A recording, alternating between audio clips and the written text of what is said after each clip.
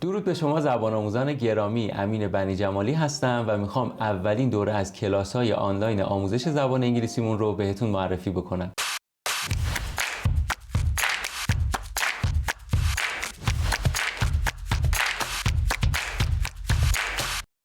اسم این دوره هست دوره زبان انگلیسی کاربردی که قراره مثل یک کلاس آنلاین کامل باشه که توی حدوداً 30 جلسه و به صورت کاملا رایگان در اختیارتون قرار میگیره.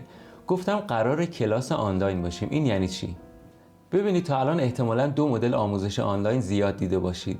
یکیشون کلیپ های خیلی کوتاهه که توش یک یا دو تا نکته یا اصطلاح که همه جا هم نمیتونید ازش استفاده کنید بهتون یاد میدن و شما اونا رو میبینید و احتمالاً هم خیلی سریع فراموشش میکنید. مثلا بهتون میگن به جای thank you و you're welcome از این اصطلاحاتی که ما میگیم استفاده کنید، اینا خیلی بهترن. ببینید اینا خوب هستن اما چیزی نیست که شما بخواید براش وقت بذارید، چون اولا از اون اصطلاحات و نکته ها توی همه موقعیت ها نمیتونید استفاده بکنید و اکثرشون محدود به سکانس بعضی از فیلم ها میشه فقط. دوما وقتی شما در حال یاد گرفتن زبان انگلیسی هستید و پیوسته با این زبان در ارتباط هستید، این اتفاق به صورت خودکار برای شما میفته و شما با اون نکات و اصطلاحات روبرو میشید و یادشون میگیرید. چیزی نیست که بخواید به صورت جداگونه براشون وقت و انرژی بذارید. مجموعه این کلیپ ها هم معمولاً به یه پکیج طلایی ختم میشه که برای دیدن آموزش‌های کامل میگن شما اونو باید خریداری بکنید. دومین مدل آموزشی که احتمالاً زیاد دیدید فیلم‌های نسبتاً طولانی هست که مثل معلمی میمونه که میخواد حد اکثر سرفصل‌های ممکن رو توی آموزشش بگنجونه. برای همین پشت سر هم و به صورت کتابی گرامرها رو با مثال‌های خیلی ساده به شما درس میده. اما اگه دقت کرده باشید تأکید این آموزش‌ها بیشتر به حفظ کردن ساختار و اسم اون گرامر هست تا کاربردش. مثلا بهتون میگن present perfect continuous، فارسیش میشه این و ساختارش میشه have یا has به اضافه been به اضافه فعل ing دار و همینجوری ادامه میدن و به شما میگن حفظ بکنید. شما هم بدون اینکه کاربرد اون ساختار رو توی موقعیت واقعی ببینید و تمرینش بکنید اونو حفظ میکنید و بعدن که میخواید ازش استفاده کنید ذهنتون انقدر درگیر این میشه که چی به اضافه چی بود و کدوم کلمه رو باید کجا بذارم که دیگه نمیتونید به فلوئنسی یا همون روون صحبت کردن فکر بکنید. اما من گفتم اینجا کلاس آنلاین زبان انگلیسی کاربردی هست. من برای هر کدوم از درس‌ها یک متن یک صفحه‌ای تهیه کردم که هر کدومش 3 یا 4 تا پاراگراف داره و داخلش پر از اصطلاحات، ترکیبات و لغات قشنگ و کاربردی و همینطور گرامرهای مهم و به درد بخوره که همه اونها میتونه برای هر 4 مهارت زبان انگلیسیتون مفید باشه، یعنی speaking، listening، reading و writing.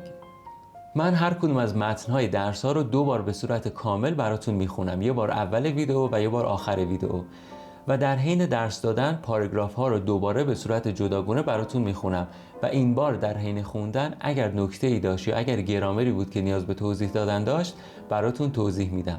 اگر داخل متن‌ها رو دقت بکنید من نکات و اصطلاحات پرکاربرد که میتونید توی صحبتاتون ازشون استفاده بکنید رو با هایلایت زرد مشخص کردم. بعضیشون هم زیرشون خط کشیدم چون باید با همدیگه یاد میگرفتید.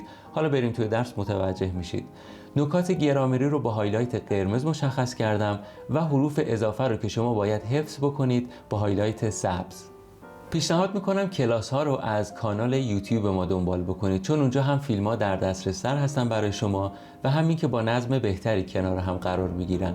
علاوه بر اون وقتی ثامنیل هر کدوم از فیلم ها رو ببینید، یعنی همون کاوری که اول فیلم هست و شما روش کلیک میکنید، میتونید تشخیص بدید که این فیلم مربوط به کدوم دوره هست و توی کدوم پلیلیست باید دنبالش بگردید. مثلا اگه توی یه فیلمی فقط دارم در مورد یه دوره توضیح میدم مثل همین فیلم، رنگ کاورش رو رنگ سرمه‌ای میذارم و بقیه فیلم‌های مربوط به اون دوره یه رنگ ثابت مخصوص به خودشون رو دارن.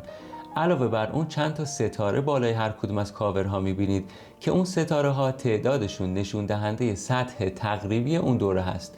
مثلا اگه 3 ستاره باشه مثل همین دوره یعنی سطح تقریبی دوره C1 و C2 هست. اگه دوره 2 ستاره براتون بذارم یعنی سطح تقریبی دوره B1 و B2 میشه. موضوعات درس ها مخصوصا این دوره 3 ستاره طوری انتخاب شده که بحث برانگیز باشه، یعنی شما بعد از دیدن هر کدوم از درس‌ها میتونید با دوستاتون در موردش صحبت بکنید. مثلا توی یک کلاس جمع بشید، تعدادتون موافق و تعدادتون هم مخالف اون موضوع باشن و دلیل هاتون رو برای همدیگه بگید. این باعث میشه که زبانتون سریعتر تقویت بشه.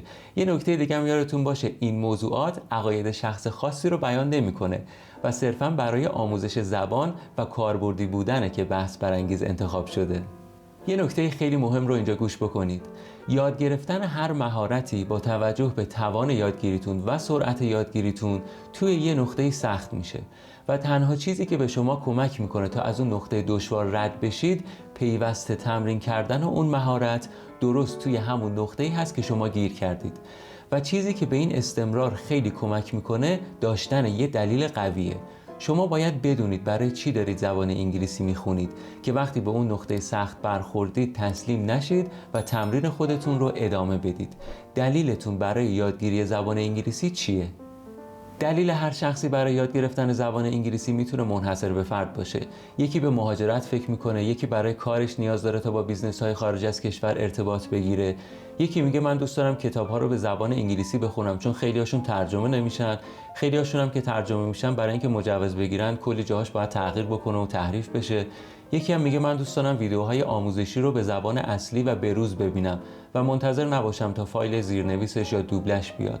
دلیل هر کس میتونه متفاوت باشه، اما به طور کلی امروزه اطلاعات و داده حرف اول رو میزنه و با توجه به موقعیتی که ما الان توش هستیم فکر نکنم پیدا کردن یه دلیل قوی برای یاد گرفتن زبان انگلیسی کار دشواری باشه.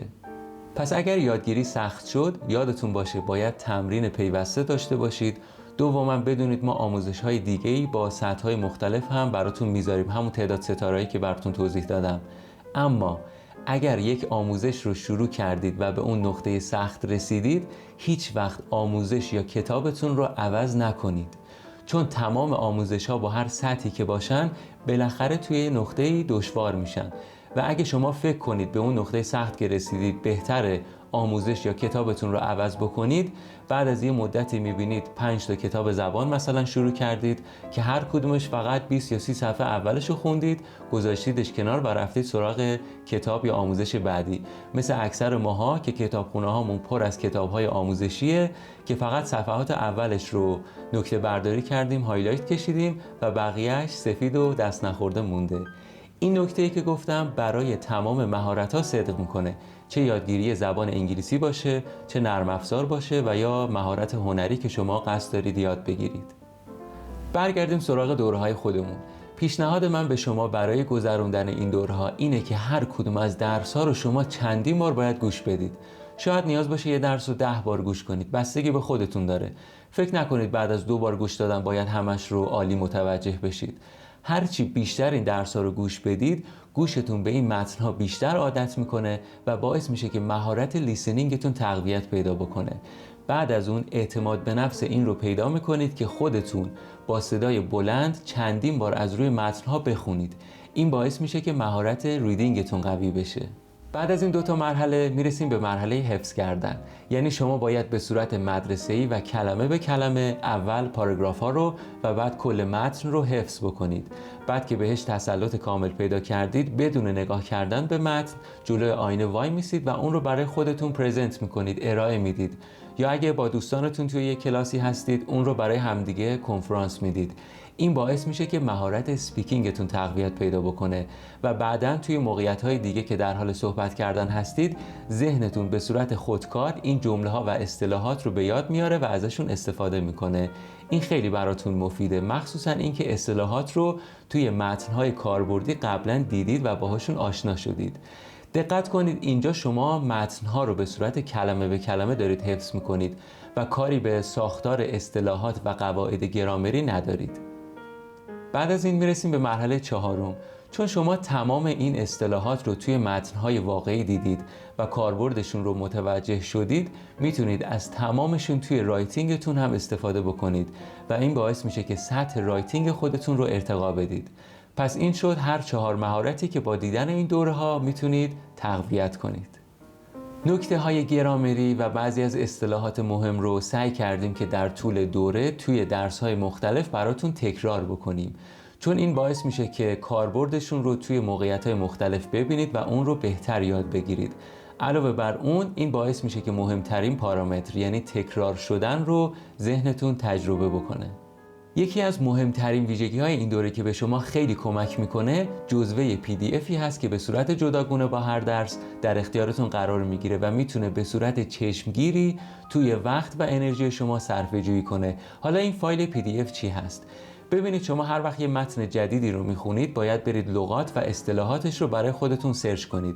از منابع معتبر ترجیحاً انگلیسی به انگلیسی، چون اون باعث میشه که با لغات جدید دیگه آشنا باشید و دایره لغاتتون افزایش پیدا بکنه و همین که این عمل سرچ کردن باعث میشه که معنی و مفهوم اون لغت یا اصطلاح بهتر توی ذهنتون بمونه. حالا ما براتون چه کار کردیم؟ توی این دوره با این فایل PDF ما اومدیم این پروسه مواجه شدن شما با لغت یا اصطلاح جدید و رفتن سرچ کردنش توی یک منبع آنلاین معتبر رو براتون کوتاه کردیم و میتونه این به شدت توی وقت شما صرفه‌جویی بکنه، چون این پروسه یه پروسه وقتگیر و خسته کننده ازتون انرژی میگیره و میتونه یادگیریتون رو کند بکنه. برای همین پیشنهاد میکنم حتما از این جزوه PDF توی درس ها کمک بگیرید. کلماتی که فکر کردیم ممکنه براتون جدید باشه رو با معنیاشون توی این فایل PDF براتون قرار دادیم و علاوه بر اون کلمات مشابه و مترادف هم زیاد براتون گذاشتیم. مشابه از این لحاظ که مثلا این کلمه رو با این اشتباه نگیرید، مترادف هم برای اینکه دایره لغات خودتون رو افزایش بدید. و خب طبیعیه که بعضی کلمات هم توش نباشه، چون توی این سطح ما فکر نمی کردیم این کلمه یا اصطلاح برای شما جدید باشه. علاوه بر اون شما خودتون میتونید برید سرچ کنید تا این سرچ کردن هم یاد بگیرید. بازم بهتون میگم اگه تمام کلمات رو خودتون برید سرچ بکنید این باعث میشه که معنی و مفهوم کلمه رو بهتر یاد بگیرید، ولی خب این کار خسته کننده و ازتون خیلی وقت و انرژی میگیره. برای همین بهتون پیشنهاد کردم که از فایل PDF حتما استفاده بکنید. حالا اگه شما خودتون بخواید برید سرچ بکنید باید از کدوم منابع استفاده بکنید؟ یک سری دیکشنری های آنلاین معتبر هستن که انگلیسی به انگلیسی هن، تقریبا 5 تا فکر کنم، من خودم ازشون استفاده میکنم. در طول دوره در حین درس دادن من اونا رو کم کم به شما معرفی میکنم. شاید هم یک فیلم جداگونه براتون درست کردم که نحوه کار کردن با اونا رو بهتون یاد بدم و بهتون بگم که در حین سرچ کردن کلمه یا اصطلاح به کدوم نکات و علائم باید توی اون منابع دقت بکنید. نکات گرامری مهم داخل متن‌ها و اصطلاحات مهم رو من براتون توضیح میدم در حین درس دادن، اما طبیعیه که معنی فارسی همه لغات و اصطلاحات رو بهتون نگم، چون اولا شما میتونید خودتون برید اونا رو سرچ بکنید، دوما فایل اون جزوه PDF رو دارید که میتونید ازش استفاده بکنید، سوما خیلی از این اصطلاحات رو وقتی تو متن ببینید معنی و مفهومش رو متوجه میشید و نیاز نیست برید اصلا اونا رو سرچ بکنید. اما بعضی از اصطلاحات هستن که من میدونم اگه شما حتی توی گوگل هم اونا رو سرچ بکنید ممکنه معنی و مفهوم دقیقش رو متوجه نشید. فقط برای اونها یک سری معادل فارسی تقریبی بهتون میگم، معادل فارسی تقریبی، چون اکثرشون رو به صورت دقیق اصلا نمیشه به فارسی برگردوند و از خودتونم در حین درس دادن کمک میگیرم، میگم به نظر شما بهتره چه معادل فارسی برای این اصطلاح استفاده بکنید. و یکی دیگه از نکته هایی که میتونه بازم به شما خیلی کمک بکنه تو این دوره ها اینه که بعد از هر کدوم از درس ها من لیست کامل لغات و اصطلاحاتی که توی همون درس با هم دیگه یاد گرفتیم رو توی صفحه اینستاگراممون براتون استوری میکنم و حتی توی هایلایت ها اونا رو سیو میکنم که شما بهشون دسترسی داشته باشید. شما میتونید برید حتی ازشون اسکرین شات بگیرید که همیشه توی گالری گوشیتون همراهتون باشه و بتونید اونا رو مرور بکنید. فیلم کامل کلاس ها رو بهتون گفتم میتونید داخل کانال یوتیوب ما ببینید، اما بعضی از نکات مثل همین لیست لغات و اصطلاحات و بعضی از محتواهای آموزشی دیگه و همینطور قسمتی از کلاس ها رو من داخل صفحه اینستاگراممون هم میذارم. در حالت کلی بهتون پیشنهاد میکنم از هر دو کانال، یعنی کانال یوتیوب و صفحه اینستاگرام، با ما در ارتباط باشید. به زودی درس اول رو با هم دیگه شروع میکنیم. امین بنی جمالی هستم، مراقب خودتون باشید.